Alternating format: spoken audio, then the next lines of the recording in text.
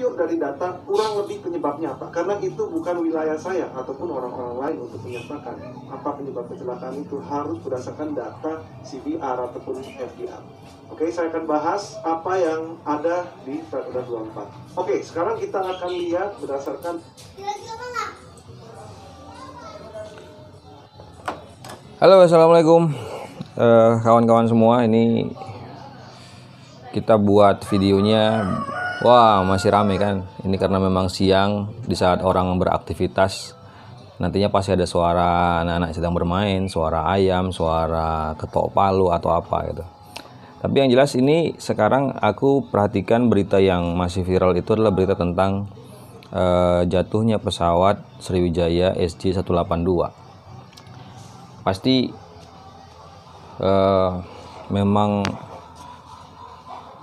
banyak yang mengalami duka ya, apalagi kalau dilihat dari postingan-postingan Instagram atau postingan story WA atau apa, berita lagi juga kadang-kadang kita juga ikut sedih juga melihat ternyata di situ memang masih ada korban yang balita, anak-anak gitu. Dan dengan kondisi penemuan-penemuan dari tim SAR gabungan itu kalau nggak salah 2000 personil diturunkan untuk pencarian, itu luar biasa. Itu memang respect pemerintah untuk mencari lokasi jatuhnya pesawat itu. Dan alhamdulillah kabarnya sudah ditemukan black box. Jadi black box itu hanya sebuah nama ya, hanya sebuah sebutan, tapi kotaknya sebenarnya warnanya oranye tuh, supaya lebih gampang ditemukan pada saat dicari. Tapi kalau warnanya hitam mungkin di kedalaman air yang mungkin di kedalaman laut mungkin ya, kedalaman laut yang mungkin begitu dalam susah terlihat. Jadi ini sekarang yang sedang viral itu adalah trending topik juga ini sekarang Kapten Vincent Raditya, salah seorang yang profesinya seorang pilot juga. Dia sedang mencoba menganalisa gitu. Tapi di sini dijelaskan bahwasanya apa yang dianalisa oleh Kapten Vincent ini belum 100% benar dan belum 100% akurat, karena Kapten Vincent ini menggunakan data melalui Flight Radar 24. Jadi teman-teman, di sini kalau jelas terlihat ya, kalau aku begini kayaknya baru jelas. Nah, di sini aku perhatikan memang ternyata Kapten Vincent ini melihat dari data yang ada di Flight Radar 24. Nah, aku coba ternyata Flight Radar 24 itu adalah sebuah website. Aku baru tahu.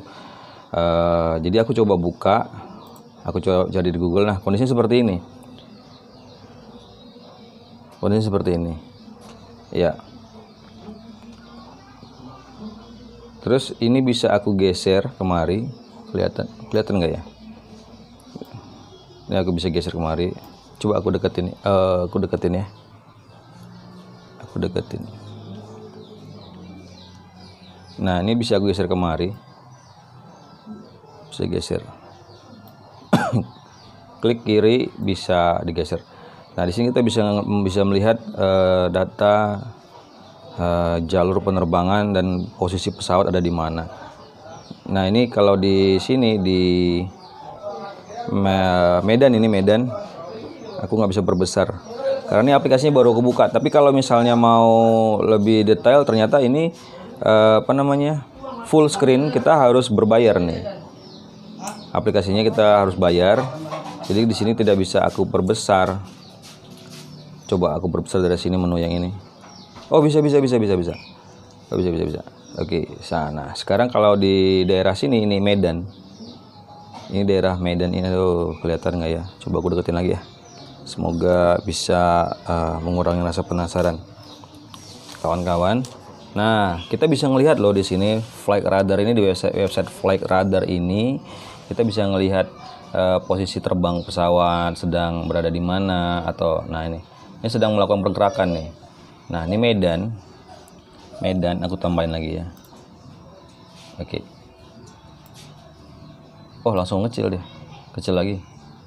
Berarti tadi yang maksimal. Nah, ini Nah ini kayaknya pesawat yang sedang mau take off nih dari Kuala Namu, karena posisinya ini berdekatan dengan Tanjung Morawa dan Lubuk Pakam. Nah itu dia. Jadi teman-teman bisa melihat dan meninjau. Bentar, aku perbaiki dulu posisi kameranya. Jadi teman-teman bisa melihat dan meninjau posisi pesawat sebenarnya langsung melalui websitenya Flight Radar 24. Nah itu dia.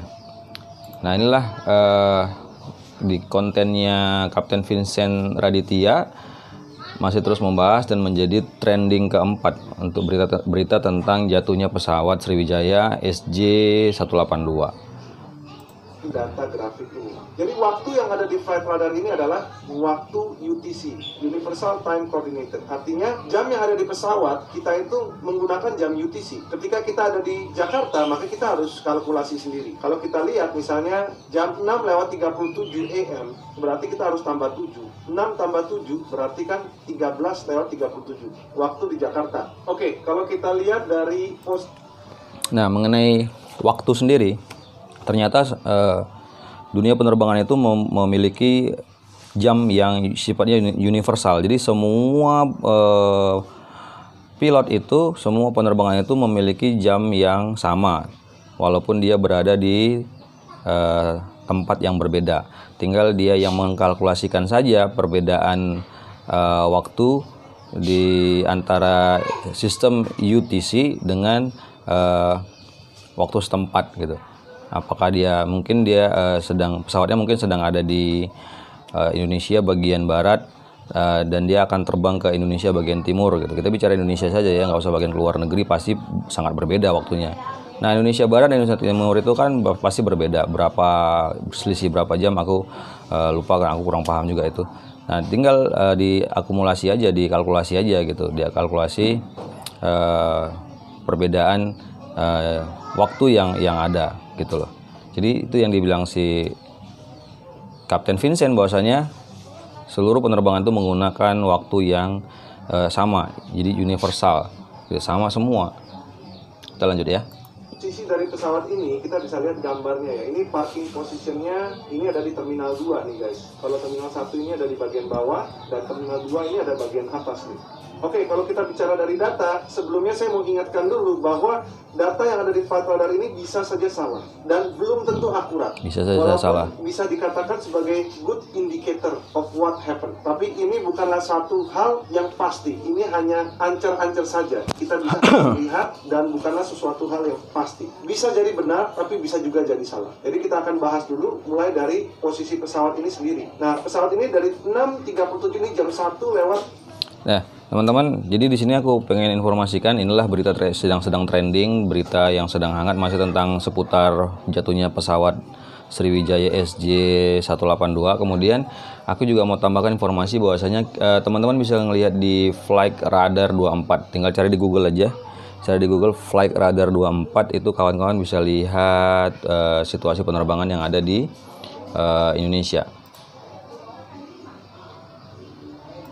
Oke, cuman kalau mau yang lebih komplit kayaknya harus berbayar. Nah, tadi yang pesawat yang ada di Jadi pesawat tadi yang ada di Tanjung Morawa, Kuala Namu itu sudah nggak ada kosong. Nah, ini udah kosong nih. Tadi kan ada 2 pesawat tadi kalau teman-teman lihat pada saat aku zoom. Nah, ini udah nggak ada. Jadi sekarang sudah berada di 3 Johar. Sudah berada 3 Johar pesawatnya. Nah, ya, sudah 3 Johar. Nah, yang satu sudah berada di seputaran di atas perairan laut nih. Ya, dari Pangkalan Berandan. Oh, nomor seri pesawatnya juga kita bisa tahu kok. WON 1251. Nah, kalau ini WON 1262. Jadi teman-teman bisa, mungkin kalau nanti ada keluarga atau siapa yang sedang melakukan perjalanan via udara menggunakan pesawat udara, mungkin teman-teman bisa melihat pergerakan pesawatnya di Flight Radar 24. Sini Flight Radar 24 Live Flight Track. Jadi track itu jalurnya itu kita bisa pantau dari sini. Oke, segitu aja informasinya teman-teman, mudah-mudahan bermanfaat. Mungkin ada hikmahnya dari semua ini. Kita yang kalau kayak aku sih, dari kejadian ini aku nggak tahu ada website yang bisa memantau tracknya pesawat. Nah, ini hari ini aku baru tahu. Terima kasih Kapten Vincent Raditya sudah memberikan informasi dan aku sudah meneruskannya kepada kawan-kawan semuanya. Terima kasih sudah menyaksikan video ini. Sampai ketemu di video berikutnya. Tetap jaga kesehatan, semangat. Mudah-mudahan berkah rezeki, berkah umur, dan berkah kesehatan diberikan kepada kita semua dari Allah Subhanahu wa taala, Tuhan yang Maha Kuasa. Sampai ketemu. Bang Ali The Coach. Assalamualaikum.